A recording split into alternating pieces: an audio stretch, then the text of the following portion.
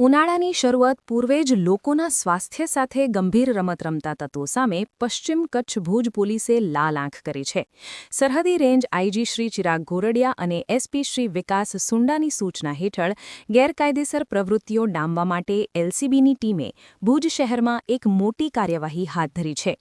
એલસીબીના PSI જેબી જાદવ અને staff પેટ્રોલિંગમાં હતો ત્યારે એએસઆઈ નિલેશભાઈ ભટ્ટ અને હેડ કોન્સ્ટેબલ ધર્મેન્દ્રભાઈ રાવલને સચોટ બાતમી મળી હતી કે ભુજ બસ સ્ટેશન રોડ પર ભીડ ગેટ પાસે આવેલી ગુરુદેવ સેલ્સ એજન્સીના માલિક વિરલ રાજેશ શેઠ પોતાની બંધ બોડીની છોટા હાથી ગાડીમાં એક્સપાયરી ડેટ થઈ ગયેલા ઠંડા પીણા વેચવા માટે નીકળ્યા છે. પોલીસે તુરંત વોચ ગોઠવી ગાડીને અટકાવી તલાશી લીધી હતી. ગાડીની તપાસ કરતા તેમાંથી અલગ અલગ કંપનીના ઠંડા પીણાના કાર્ટૂન મળી આવ્યા હતા.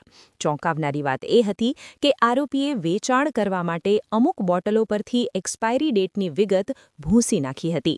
પોલીસે ગાડીમાંથી કુલ 840 બોટલો જપ્ત કરી હતી.